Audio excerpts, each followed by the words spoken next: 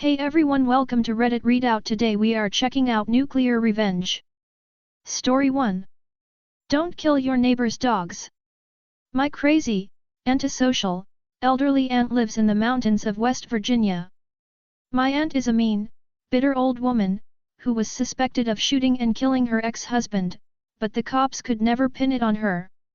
Years ago, she bought a small home on some land that borders the land of another family in a small, narrow, isolated, forested mountain valley. The other family had been living there for a long time, and they just wanted to be left alone, like most people who chose to live in a remote mountain location in West Virginia. My aunt bought chickens and started to let them run around, unfenced on her property, and the neighbors' dogs were very interested in those chickens. The chickens would roam around, and go over onto the neighbor's property. One day, without warning, she killed her neighbor's dogs for killing one of her chickens, and only one of the dogs was killed on her property. The other one was shot dead in the neighbor's front yard. The neighbors had small kids and they loved those dogs. My aunt walked over with a shotgun and told the neighbors that they had better never get another chicken-killing dog again, or else she would kill them too. The neighbors didn't take too kindly to her killing their dogs, and her actions with the shotgun, waving it around and threatening them, was over the top. But they didn't call the cops, knowing that my crazy aunt, who had a reputation for being violent, was unlikely to be arrested, and if she was arrested, she would just quickly be released from jail and be back. So a couple weeks later, when my aunt went into town, her home's back window was broken, and a bottle of burning oil and gas was thrown into her home. By the time the fire department finally arrived, the home was a complete loss, and every dog and possibly ex-husband killing shotgun and firearm my aunt owned, along with all her other worldly possessions, were incinerated. The home was a total loss, along with the chicken coop, etc. The neighbors didn't see nothing and the sheriff's department couldn't prove anything. My aunt had a long list of enemies. She didn't work and so was too poor and lazy to have homeowner insurance. So she had to move, and her son eventually bought her a cheap, run-down trailer in town. Those of us who knew my aunt figured she got what she deserved. Morale of the story: don't screw with a mountain man's dog. Story 2. My boss suspended me for his negligence, so I ruined his life. For a little context, I work at a VP shop which is already in a rough space due to regulations and laws the government is putting on us. Due to this, we were well aware that certain products we sold/made were highly illegal and enforceable at any time. I, 25M, have been working at my job for a little over a year and a half. The owner of the company is the one who hired me, and she was the biggest sweetheart in the world. Unfortunately, she was forced out of her company by her son. He is the type of person who believes that he is always right, and if you don't agree with him, he will completely ignore you or fire you. He literally forced his mom into retirement by threatening to unalive himself and continues to use that card every time she even says she wants to come visit. Last winter we had a massive snowstorm. Getting to work was rough, but we were told that we had to come anyway. We get there and the snow isn't plowed from the parking lot because he didn't want to pay the guy to do it, so we had to. Due to the lot being absolutely massive, we couldn't get it all done in time for us to help customers. As they came and went, we noticed the snow being patted down into the ground and essentially turning into a slip and slide. Of course he didn't do anything about it and asked me and another co-worker to clear all the garbage out of the other side of the building. When I did, I slipped and hurt myself. I didn't file for workers' comp, but told them I'd need to rest myself while at work. The next shift I sat almost the entire shift, and because I couldn't do anything I sat on my phone, only to get up to help customers. The next day my manager tells me he got out of a meeting with the owner's son and I was suspended for a week, 5 shifts. As I'm a college student and rent an apartment and have car payments, I couldn't afford to lose 5 days of pay. I marched into his office and laid it out that either he fires me so I can collect unemployment or unsuspend me. He told me neither was happening and that he was gonna use me as an example to the rest of the employees.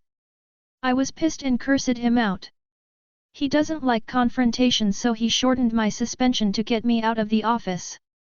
He then treated me poorly and singling me out for everything everyone else also does, but I was the only one being punished. Then comes the fact that he wanted to reconcile by forcing me to do hand-on work around the place and didn't give me the tools, equipment, or training to do or use any of these objectives. This was the tipping point for me. The revenge. Due to being constantly singled out, I came to learn that everyone else was unhappy with this fact. I learned all the dirty little secrets about the company, including illegal products, labor violations, tax violations, etc. I used these secrets that I learned to call multiple government agencies, FDA, OSHA, DOL, and report him by name. First, OSHA came and did an inspection on my day off. He told everyone they only cited him for a small violation and he was good other than that. I was obviously angry at that, but a few weeks later I got a packet in the mail telling me he got cited for everything and he was getting massive fines. I then get called into the office again with the manager who told me I was suspended. He proceeded to tell my manager that he was getting demoted for not writing me up more and that I was no longer getting my raise until I fixed my attitude. This of course was right after he said, "I don't care that you called OSHA." This little act is known as retaliation, which is illegal to do to people who called a protected agency like OSHA. He refused to even look at me at this point because if he did anything that would imply he was punishing me for calling OSHA, I would have a lawsuit to destroy him. Now to today, another day off for me, and I get a text from a coworker at 11 a.m. That message was, "FDA is here. The manager quit and it's crazy." The FDA and IRS came rolling in full force in black trucks/SUVs. They came in and raided the place, seizing all illegal products and all the paperwork pertaining to the business. They're still there as I write this, so hopefully there will be more to come, but knowing how this works out, in most cases I won't have a job much longer and will be on unemployment. TLDR, my boss punished me for hurting myself at work, so I called a bunch of government agencies on him and probably got all of his businesses shut down. Update 1, the ATF also showed up. They confiscated all the house-made juices. We apparently don't have a manufacturing license. None of us knew this, and that means we may no longer be able to sell products. The IRS showed up because there's a possible cause for an investigation into tax evasion. As I learn more, I will continue to update. Update 2, it seems as though through talks with the lawyer the son decided to actually take the heat for all of it and is going to have to pay massive fines and is possibly looking at jail time. He likely won't ever be able to get a manufacturing license for the rest of his life, and they said essentially that he won't be able to open any new businesses. I know he had 2 new locations rented out and in the process of opening, and those are never going to happen now. They're raiding his other business today, and that's going to be interesting considering that if he doesn't have the paperwork for that business it could lead to much more jail time. So as of right now, even though my job isn't shutting down yet, his other business is getting raided. He can't open the 2 locations that he's put a shit ton of money and time into, and he's going to be fined all he's worth and possibly go to jail. We'll continue to update. Story 3. Fire me from my job with no notice, it'll ruin your entire company. So start of December I was let go of my job because they didn't have the time to train me for the job role. I needed to take out a loan to survive as it took me 3 weeks to find something new. I was hired for customer services administrator role, and as I'd never done that type of work I was told I'd be given full training on job. The girls in the office never bothered and I simply learned the job myself. I was told my performance was more than they expected, but suddenly I was called in the office at 8:30 a.m. when I arrived and told they were really sorry but they didn't have the time to train me, so I would be let go immediately with no warning or notice. I was completely shocked by this. To add, my contract stated I was to be given 28 days notice of termination. The company I worked for uses government grants as a form of payment, so they would regularly claim they have done certain things they haven't to make more profits from the government, such as forging signatures and lying about what work they have done to gain more funding. Basically, we get funding on government for providing services to lower income customers, that's all I can say. I was involved in a different department but shared an office with the department responsible for lying about profits. It's a small company and the director would constantly hassle them to forge signatures as we can get the jobs through quicker, and if we had an audit he would go to prison for what was being done. So when I got laid off not by a manager but someone who worked same level in my department, I was absolutely livid that they dragged me in a 60 to 80 minute drive for me to leave. 2 minutes later I got home and immediately called the fraud whistleblower helpline. Nothing came of this until a week later when they wanted more details. Thing is, I am very good at being silent and taking in my surroundings. I was able to tell them which accounts had been forged and lied about. I also had considerable email evidence of what had been going on. So long story short, majority have lost their jobs, including the people who couldn't be bothered to train me and went running to the director to fire me, including the director who is now being investigated for fraud and facing time in prison and a massive fine. Always live by the mantra fuck about and find out. Edit. By company it was a tiny one that only employed around 12 people, so a lot of sketchy stuff happened as they weren't regulated. Story 4. Leave me for dead, I'll destroy your fraternity. This is longer than I intended it to be, but fuck it. After high school ended I was in a pretty bad place mentally, so I decided to make some extremely unwise decisions during my first year of college. I was basically always on something in order to keep what I later realized was severe depression at bay. For a variety of misplaced reasons, I also decided to join a fraternity. It was a convenient way to keep getting the things I thought I needed at the time, but mostly I just craved human connection in a way that I thought being a brother would bring. Well, I didn't see it for a while, but I was wrong. The fraternity had a house on campus that was allocated to them, but it might as well have been off campus because of how crazy the parties were. Campus police would rarely pass by, let alone come in, no matter how much noise was being made. Still, that made it the perfect place for me. I could let loose and escape the sadness that followed me around during the day without being bothered, and the people there seemed to like me well enough that they at least tolerated my being around so often. At first it was just official parties on the weekends and then every weekend, Thursday nights, Wednesday nights, until at one point I was spending hours drinking there every night of the week to hide from myself. Before I knew it, my first semester was over and the shallow friendships I had made through the bonds of getting ridiculously fucked up had started to pay off, or so I thought. They told me they'd be extending an offer to be a pledge next semester. For those that don't know, pledging is a process that lasts, for this particular chapter of this fraternity, 1 semester and is something that you have to go through to officially become a member of a fraternity. I was ecstatic. My second semester rolls around and I'm given the invitation in traditional, stupid, ritualistic fraternity fashion. Once again, I was ecstatic. The thought that I was actually wanted and valued by these people, who I thought had it all figured out, felt like it would be the highlight of my year. I never really fit in with most members of the fraternity, because other than excess consumption of drugs and alcohol we didn't really have much in common, but I started to look up to these guys. While most of my time there passed me by in a haze of my own creation, the moments that I remembered made them seem like kind, cool, and genuine people.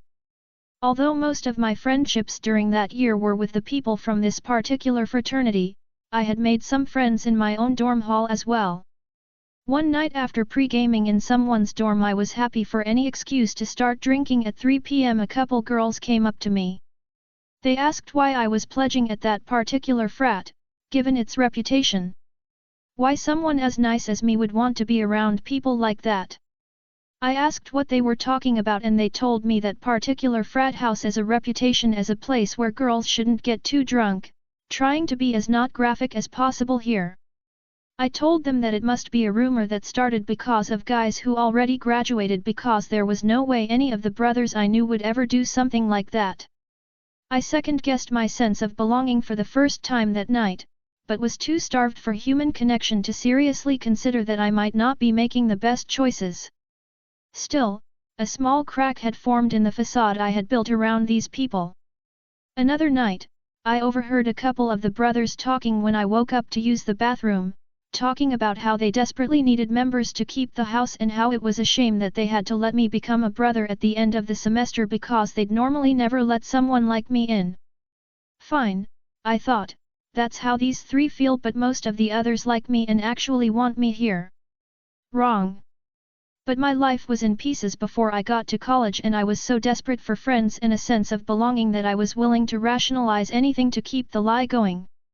One night while doing a traditional, stupid, ritualistic fraternity event, consuming copious amounts of alcohol to the point serious risk, for brothers and pledges only, I did what they expected of me and consumed copious amounts of alcohol to the point of serious risk. For anonymity's sake I won't describe the event for privacy's sake, but I was in and out of blacking out for a while until a certain point when I stopped remembering anything. Over the years, though, some things have come back to me as I've tried to process this experience. I have flashes of being turned over and someone holding my head so I throw up in a trash can and not myself or the chair I was on. There's a slideshow of me fall walking down half the stairs. One of the last things I remember is asking to stay the night in one of the brothers' rooms because I knew, somehow, that I was ridiculously drunk, didn't want to get caught when going back to mine. He said no.